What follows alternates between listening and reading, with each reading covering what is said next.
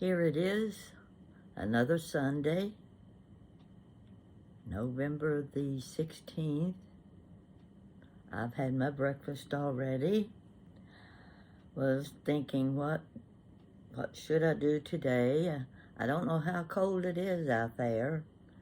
And if it's very cold, I won't stay out very long anyway. Still wearing my robe. Well, this isn't a robe. This is a house coat. There's a difference between a robe and a house coat. I don't wear robes. They're always plushy and pretty and lacy and all that sort of thing. I wear the house coat. House coats have snap buttons, see, like this. They snap all the way down the front until the snaps get old and then they pop off. And robes usually have long sleeves, and the long sleeves are too long for my arms. So I've got the kind that's short sleeve. I don't need the warmth in my condo because my condo is very, very warm. So much for the story on robes and house coats. I've got several house coats. They're starting to show their wear, but this is the most recent one. So anyhow, seems like I'm on a roll this week. This is about the third video I'm doing, and they don't amount to much. It just means that I'm talking a lot, not saying much, but still got the tongue clattering. I thought I'd go back to yesterday's story about my friend Julie. You've already read that story, and you know Julie and Granny Pat buying pickles. What a story.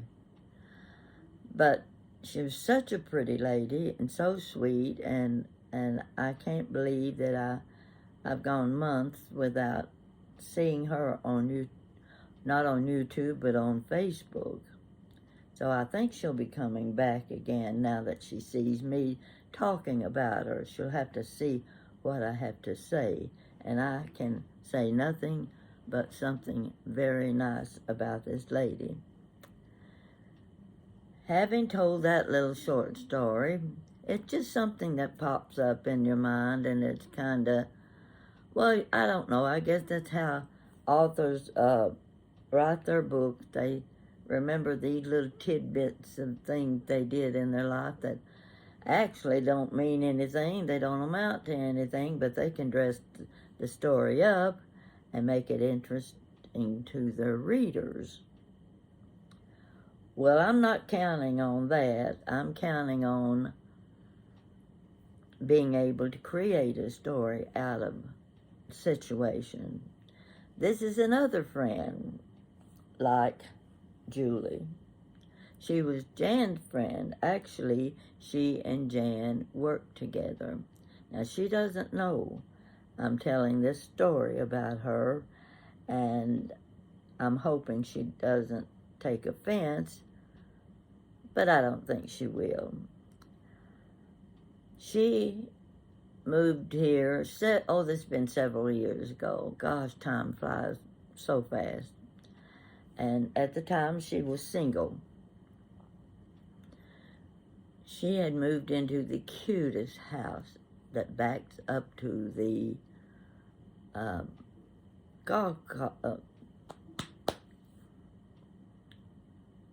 the golf course. That's what I'm trying to say, the golf course.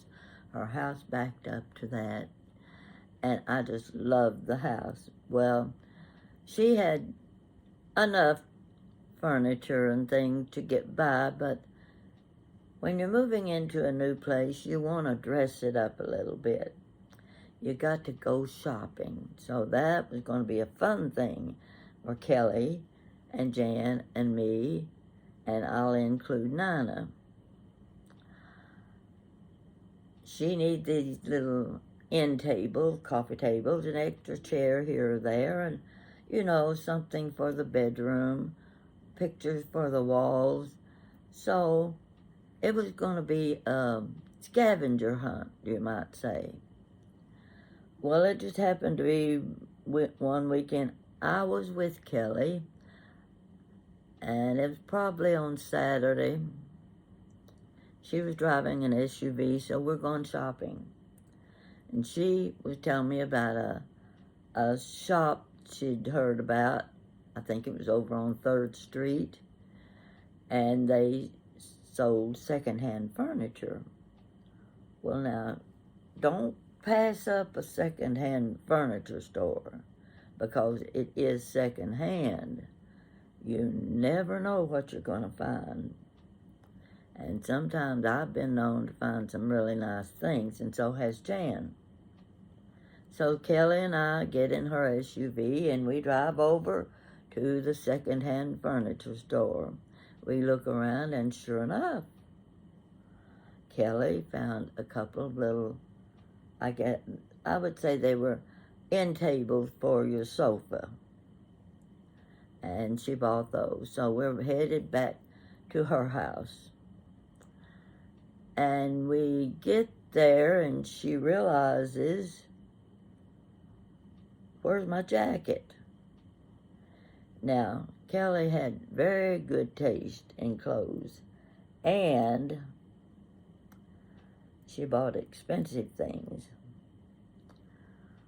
This was a designer jacket that she had on, but it's not in the car. Where is it? Well, this was one of those that you don't just say, oh, well, I've lost it somewhere and walk away. No. This is where you backtrack. You're going to find that jacket. So we get in the SUV and we start trying to remember the streets we were on, because we went to other places besides the secondhand furniture store. But that was a good place to start. So we keep driving. We're looking out the window. Who knows? We might see somebody carrying that jacket or wearing it. Who knows? So we finally get to Winchester Avenue. It's 4-lane. Lot of traffic. No reason that we find her jacket on Winchester Road, but we're driving down the road, and she looks over to the other lane, going the opposite direction, and there on the curb lies her jacket. We couldn't believe how in the world did her jacket get on the grass there on Winchester Road, and why didn't somebody stop and pick it up? Well, of course, traffic doesn't go very slow on that street, so it'd be taking a chance to pull over to the curb and get out of your car when there's a lot of traffic. So we were just lucky she found her jacket. And it's one of those little stories. It doesn't mean anything special, except as you go through life and you start repeating things you did, places you went, it's funny how something like that pops up in your mind about the day you lost your designer jacket. And it shows up on the curb on Winchester Road. It amazed both of us how that jacket got there. Well, she's making some progress on her house. She's bought some things to hang on the wall. It's such a cute house. And it had an attic big enough and high enough that I could have lived on that attic floor. I loved it. And of course, you go out the backyard and you're looking at the golf course. I spent a few nights at Kelly's house. I don't remember why. I think in one or two cases it was because I was flying. I don't know where I was going, but I was going to fly, and Kelly was going to take me to the airport, so I just spent the night with her, and we left from her house. That's one occasion. There were other occasions I think I stayed at her. I think I stayed at her house because she had a big dog, and that dog just licked me to death all the time. And when she had to travel with her job, she went out of town. So when she did, I would come over and stay at her house so that I could be there to let the dog out. I'd forgotten about the dog. Great big furry dog. Don't ask me what kind it was because I don't know dogs. So, some of you have heard about those long yard sales, the 127 yard sale. Whether you do those things or not, you know about them because this one's been going on. Whoa, it's been going on about 25, about between 25 and 30 years. Can't believe it's been that long. And my experience with the 127 yard sale is, first you need to know, it starts out in northern Michigan and goes all the way to Alabama.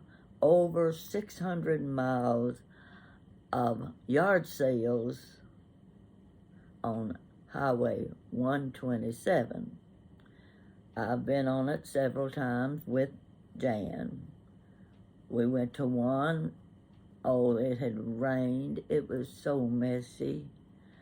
And a lot of these farms that border the highway will open up and let people set up their booths and everything on their property, and you'll have a string of booths going down the highway. And that one day, we just decided we weren't going to worry about the rain. Our hair gets wet. But you know, when it's the first week in August, and it's been raining, and the weeds are getting pretty high, and they haven't been cut, it can be pretty messy. So, I think that was the trip where Jan and I'd gone as far as we wanted to go, and we came back, and we noticed on the side of the road an old drive-in movie. Still had the great big, screen, and it also had the post that held the speakers. So people who were going to set up a booth could set up their booth between speakers. That gives you a certain amount of room, and I'm sure they had to pay for the use of the space. So everybody had the same amount of space from speaker to speaker for their own booth. So Jan and I decided to stop there, partly because it was pouring the rain, and we pulled up to this one booth. Young man there, and he didn't look very happy. He had his booth under a tent. It wasn't a tent that goes all the way to the ground. It was just an overhead tent where you could stand under it and not get wet. And it had a lot of little knickknacks. So Jan got to look, and I got to looking at some pretty little things, candle holders and little vases and pretty dishes, those things that women can't resist because they can get it cheap and it's good looking. So he just stood there and let us look, and we finally said, well, how much? You don't have these things priced. How much are they? And he said, everything on the table is $1. Well, that was our best buy yet. I ended up with a couple of matching candle holders. They were different. We're always happy to find something that's different. It's a conversation piece. So we ended up with our handful of dollar bargains. Went on up the road, and somebody's big farm was being used for this yard sale. Booths all over the place. And we didn't find anything we wanted until we were just about ready to leave. And we both looked over, and what did we spot? Vintage umbrellas. Uh-oh, right up our alley. We couldn't get to those umbrellas fast enough, and would you believe they were $2 each. I remember buying 2. I don't remember how many Jan bought, but we couldn't resist. Whether we liked umbrellas or not, they were $2 each. My umbrellas now are sitting over in my umbrella stand by the front door. I don't know, I think there's probably about 12 or 15 of them in there. Of course, you never use them. Don't use those. You can't. They're fragile. They're old. And they're beautiful. And while I'm speaking about the umbrellas, I'll remind you, I have 2 videos where I displayed my umbrellas. One of those videos, I think, is titled, Don't Forget Your Umbrella. So if you find that one close by, you'll find the second one that I did, where I open up the umbrellas. You know what they say about the bad luck. You don't open up an umbrella inside the house. Well, I opened every one of my umbrellas, and I haven't had any bad luck till I fell on the dining room floor at DuPont Lodge at Cumberland Falls State Park. Now, that was like about 25 years apart. I think that was long enough to wait so that it wasn't that, that thing about bad luck.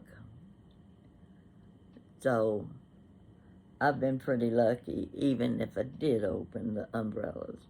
So if you want to see those umbrellas, and they are worth looking at. Those of you that have not read those stories, go back and look for Granny Pat's vintage umbrellas. Now, where was I going from there?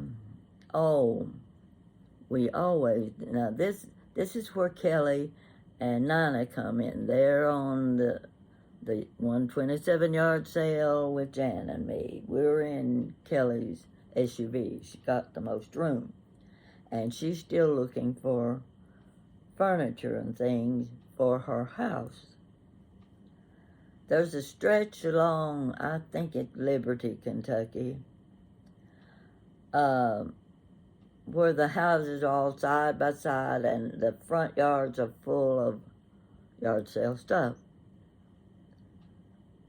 We get out of the SUV and we walk over and we see 4, I don't know if it's 4 or 6 dining room chairs. No table, just the chairs. And Kelly says, how much? And the lady said, $40 for all of them. Sold. We had to get the chairs in the back of the SUV and still room enough for all 4 of us to sit. That's pretty exciting when you buy 4 nice dining room chairs for $40. So that's the way Kelly was furnishing her house.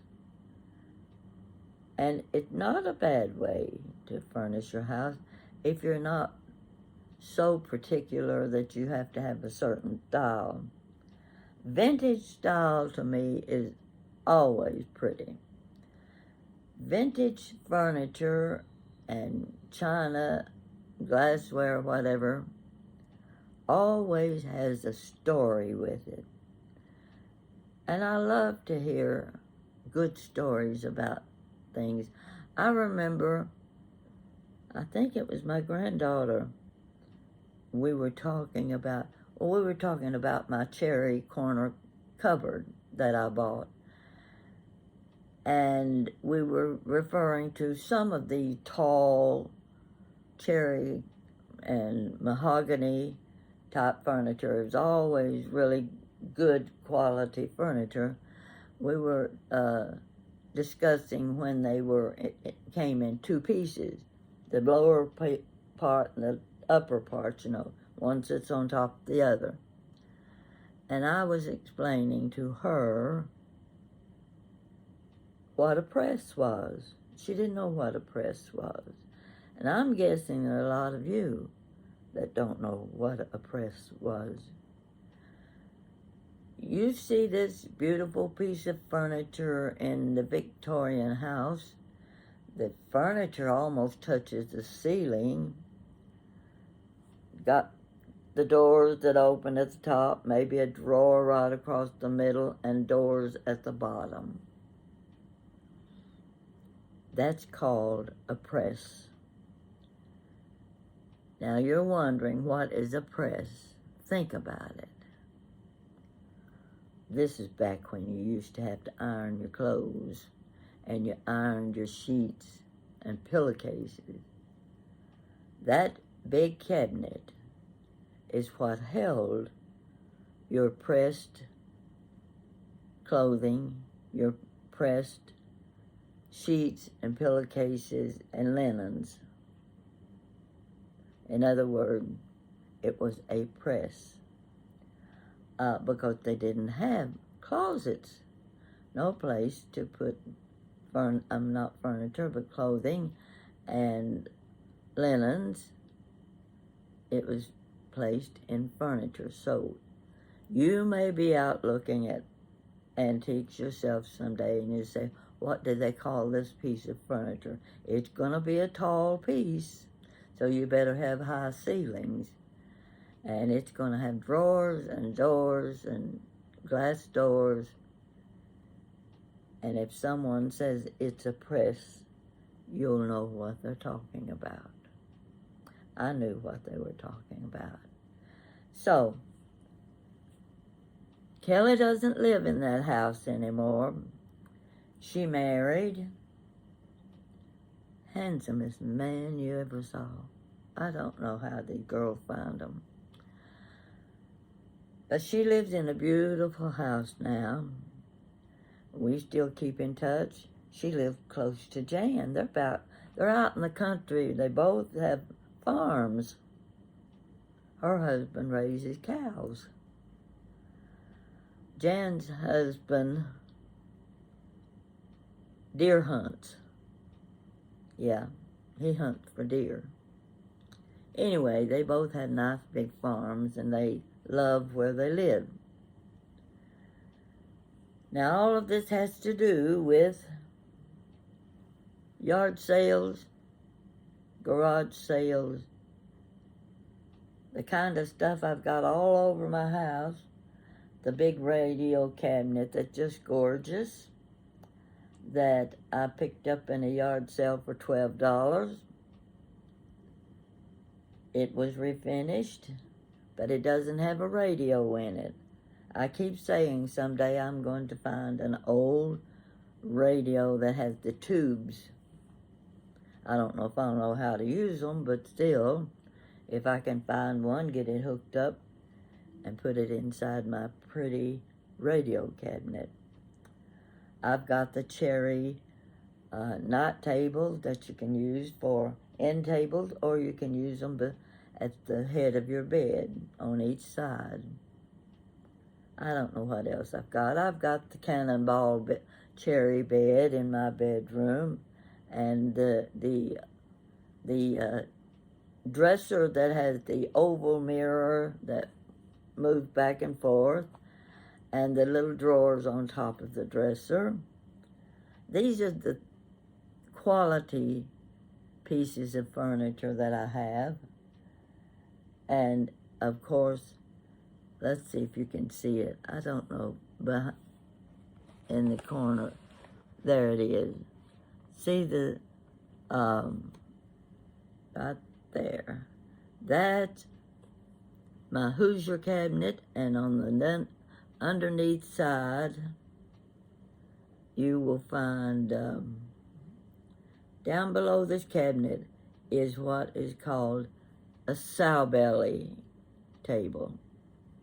I've shown you those. You can go back and look at any of my photographs and you'll find those two pieces of furniture. Wouldn't part with them for anything. I think that will cover my story for today. I know there's something I left out. I can't tell you what it is, but I'll think of it after I turn off my video. If you live in the northern states and you really want to just take do a scavenger hunt, put it that way. Start from the north, 127 yard sale. First weekend in August. Keep that in mind. Next year, say we're going on a scavenger hunt. And you take your picnic lunches with you, but you can always find something to eat. There's always food, always, and drinks that you can buy. But it's so nice to be able to pull off into a state park. Now, when Jan and I and Nana's always with us when we go on these yard sales, and we go on the 168 yard sale, which is another direction. It's not as long as the 127 yard sale, but we go through, I can't remember the places we go through, but we bypass Carlisle and Paris and on up the road, and we stop at all of these places that are parked on the sides of the road, and they've got anything you could want. We end up at Maysville. Maysville is on the Ohio River. I think it's the Ohio River. And they've got a big, long wall on the front side of the river. You can see the bridge going across. But someone has painted those walls. You've seen the sides of buildings where they've done these beautiful scenes. Well, that's what they did there at Maysville. And guess whose picture is on one of them? She's sitting, I think she's sitting in a convertible car. Rosemary Clooney. Rosemary Clooney. Go another 15 miles and you're in Augusta, Kentucky. Augusta, Kentucky. There's I think there's sort of a Rosemary Clooney museum there, and Nick Clooney is her brother, and his wife's name is Nina, where my friend's name is Nana. Nina has a gift shop there in Augusta, and we've been there a couple of times too. It's a small village that's just fun for a fun day travel. That's what you get when you get on these 2-lane roads. You never know where you'll end up, and you don't know who you might meet. So, we met George Clooney's parents. And, well, actually, we didn't meet Nick Clooney that day, but Jan has a picture of her with Nick. I don't know where that was taken, but we did meet his wife, Nina, in the gift shop. And she was telling us all about George.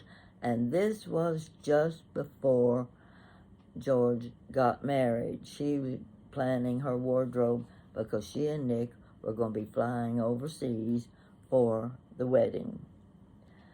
So that's another little thing that you don't expect to happen. You don't know who you're going to meet when you're on excursions like this. And I forgot, back at Liberty, Kentucky, we would stop at a cafe, and I was going to remember the name of it, and I don't remember what it was. But it's home-cooked food. It's a cafe of the something. Wonderful food. So when you're on the 127 yard sale, you have to stop at Liberty, Kentucky at that Amish, Mennonite or Amish restaurant. There's a community there. We always go to the Mennonite community. They have all kinds of antiques too. And it being the first week of August, you can get the watermelon, the cantaloupe, the fruits, all such garden things, because you know those people live off the land. And one of the things you can't walk away without is the fried apple pies. How many of you have had your mother or your grandmother prepare fried apple pies? You know, they're the little half moon pies shaped kind of like this. Those are the fried apple pies. And I don't think anybody can go to an event like that without buying one of the pies. Just something they can eat on the way home. I wasn't headed anywhere in this story except to talk about Kelly, helping Kelly furnish her house. It was a story kind of like my story with Julie meeting in Kroger. Just one of those little things in life that happens by chance. You don't expect it, but it leaves a spot in your memory that you like to go back to. You like to remember what you did, the people that you met, and like I said, who would have thought we were going to meet George Clooney's mother? But she was so pretty. She really is pretty. And that's Augusta, Kentucky, if you're interested. And it's right on the river. And Rosemary Clooney's museum, I think it's two-story brick house, faces the river. We didn't have time. I don't think the museum was open the day we were there. But give it some thought when you have travel on your mind. Don't know where to go, and doesn't matter where you go. You're on a scavenger hunt. You're going to see what you can find. And then you can get back on YouTube and you can tell us all about it. Just like I'm doing, you know. And you can do it in your house coat. You don't have to get all fixed up for that. In fact, I was going to take my glasses off.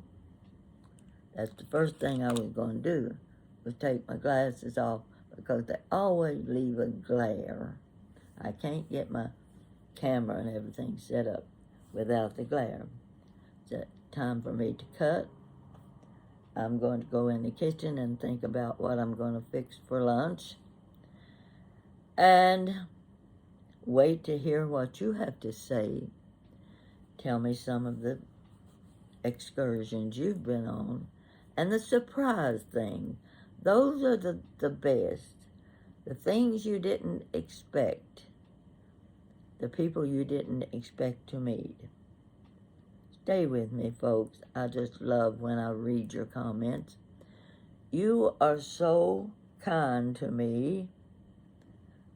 I know I don't deserve this kind of treatment. I'm not I just feel beholden to you. You've heard that expression. I really do feel beholden to you. And I want to keep hearing from you. And please tell your friends to, they don't have to subscribe. Just start watching my stories and go to my list of stories and start at the beginning and just go from there. And it's going to take a lot of time. So allow yourself plenty of time, one story at a time, one step at a time. And before you know it, you'll be waiting for my newest story, if I'm still around. My doctor told me, my favorite doctor he said, you're going to live to be 103. I looked at him like, he says, well, what did I say wrong? I looked at him and I said, who wants to be 103? You won't have any friends. You'll be the only one there. And he laughed. And would you know, he's gone now too. Such a sweet man. So, went to high school with him, in other words.